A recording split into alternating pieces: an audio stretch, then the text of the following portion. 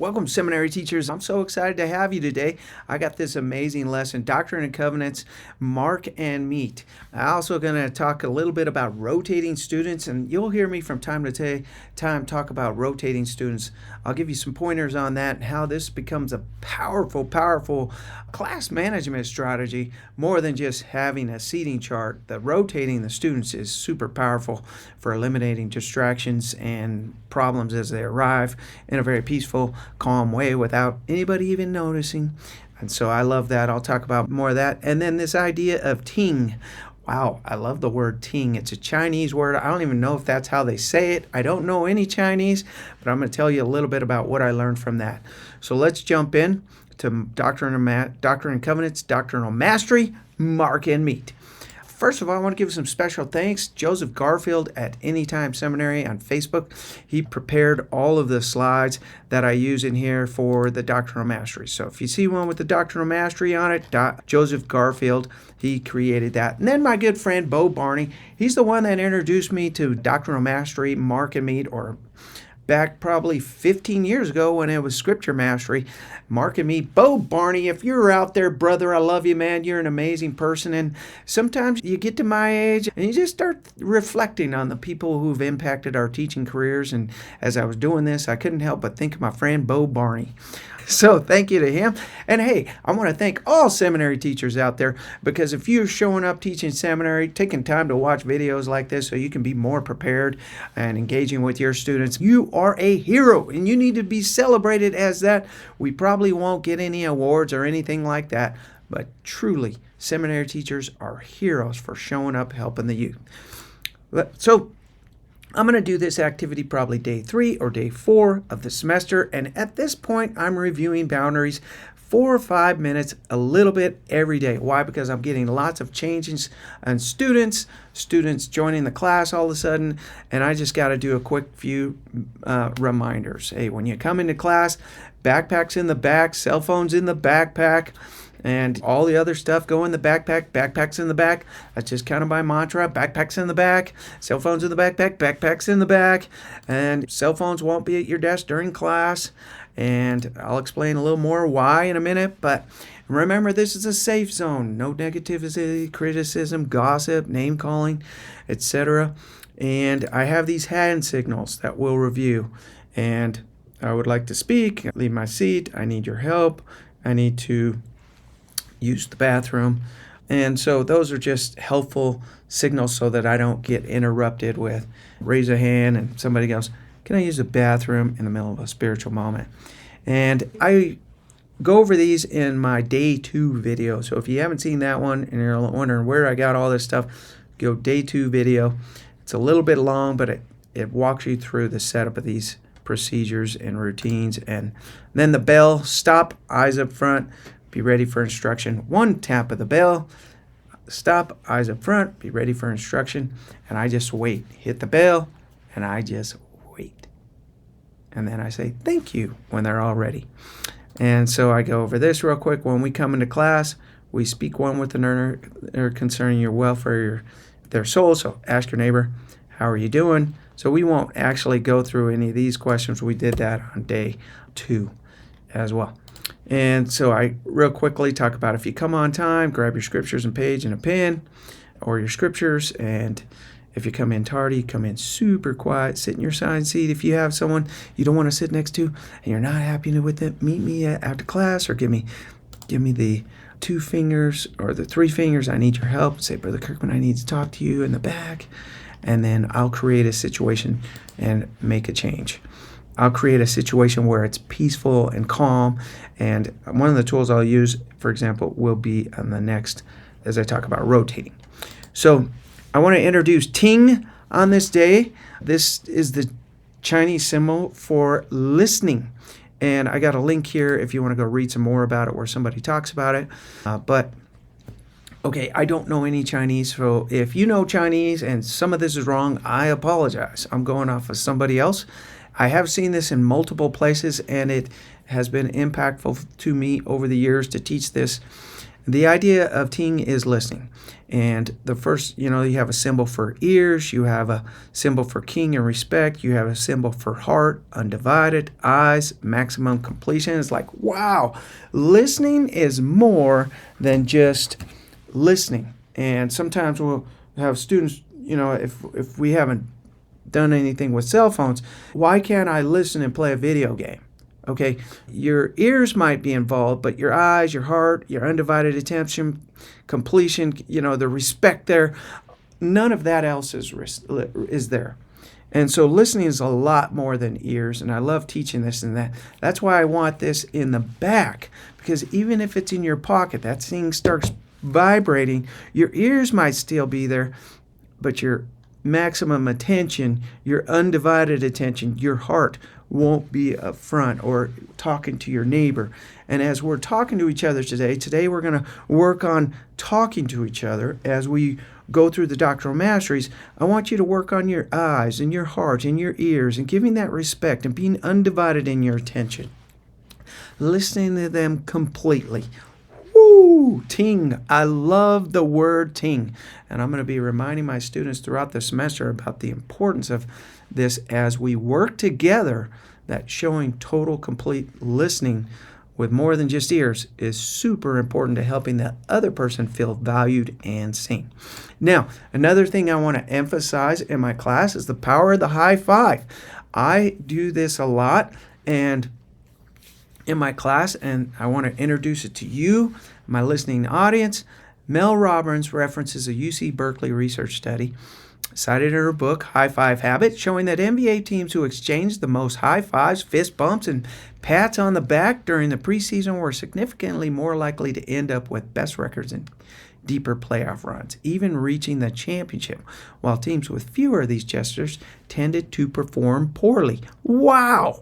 And another study identified the Boston Celtics and Los Angeles Lakers as the most high five teams. Sacramento Kings, Charlotte Bobcats as the least. Celtics finished the season third, while the Lakers had the second best record and won the championship that year. I believe that was back in 2010. I'm not really certain about that.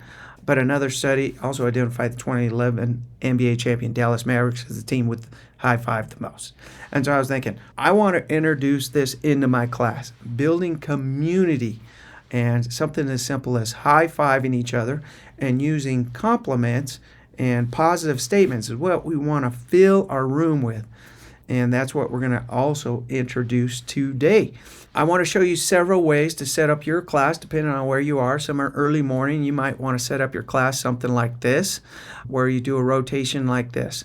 Or how I do it is I have my students side by side in rows like this, and I will often say, okay, I'll pick a side of the row, but today say this side, you're going to move up, and this one moves to the front, this one move back, move to the front, move back, and come over here, this one. And you can have some slight variations of this. Let me just open up a draw here. You could come something like this. You could do it something like that.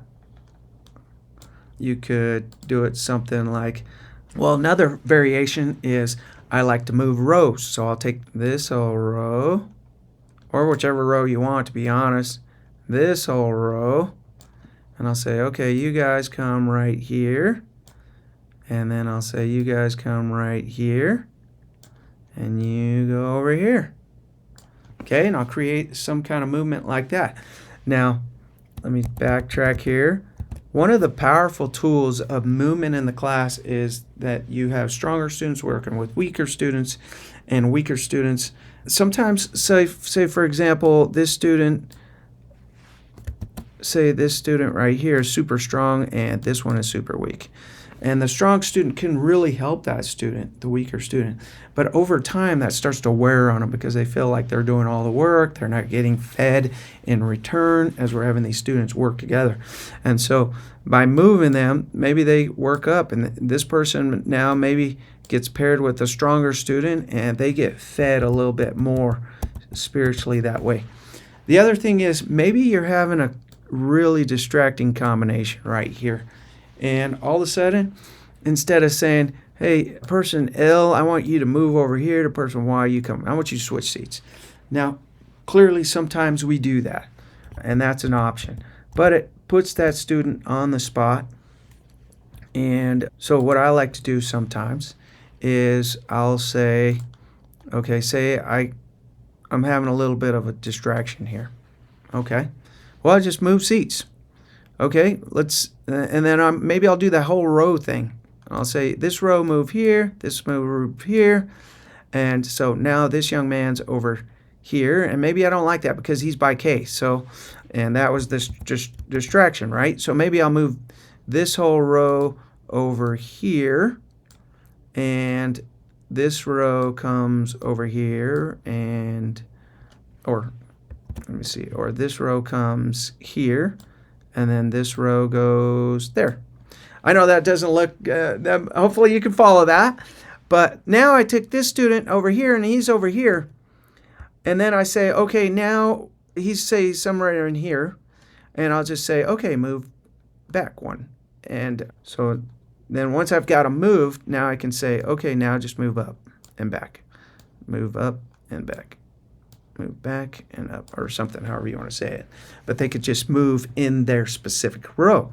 So I've moved that problem combination that was creating distraction, and I moved them, and they didn't even know why I was moving them.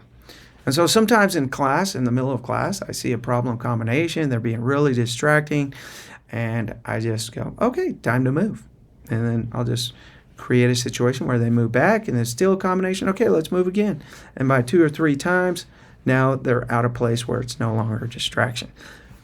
Moving students for me has been a great class management tool that helps me solve a lot of problems, and students don't even know it. They just know it's a familiar part of class. I do it enough to where they see it all the time, and so it's just one of those things. Okay, now let's get into what is Doctrinal Mastery. This little video is going to explain what is Doctrinal Mastery. I'll either have it linked or I'll have it in the video, but it will also be linked if the video doesn't work for you. It's linked right here in the notes to the PowerPoint. Okay, and in the slide I'll also put it. And then what they're going to do after this is we're going to go into, okay, you're going to say your name and ask this question to each other, and you both answer the questions, right? And then they're going to open up their scriptures, and we're going to use paper scriptures, and I will provide study pages a lot of days, but we're going to have paper scriptures, study pages. But for this lesson, we just use our paper scriptures. They're going to open up to D&C 58, 42, 43. They're going to mark it, put a box around it, underline the key phrase, he who has repented of his sins, the same is forgiven. And then at that point, I'm going to give them about a minute or two. They're going to read it, mark it, then turn to your neighbor and say, what is your favorite song or musician? They talk about that for like a minute, have a conversation, then they high five, and you're awesome. And that's what we're going to repeat through. That's kind of the rotation, okay? And then we rotate, and hi, what's your name? How's your day been so far? Open up the scripture, read it, mark it, the key phrase, and then the question. Okay, what was a movie you saw recently? High five your teammate and give them you're an amazing. And so every time we go through, and this will just be the pattern. And that's why I walked you through the importance of high fives and the importance of rotating students and how to rotate. And because here we go. Here, what's your name? They rotate. What's something you look forward to today? Then they get their scripture. Then they get a question, then repeat, rotate. And every time it's a different high five picture and a different phrase for them to say. You're great. You're a star. That's the question. You're incredible.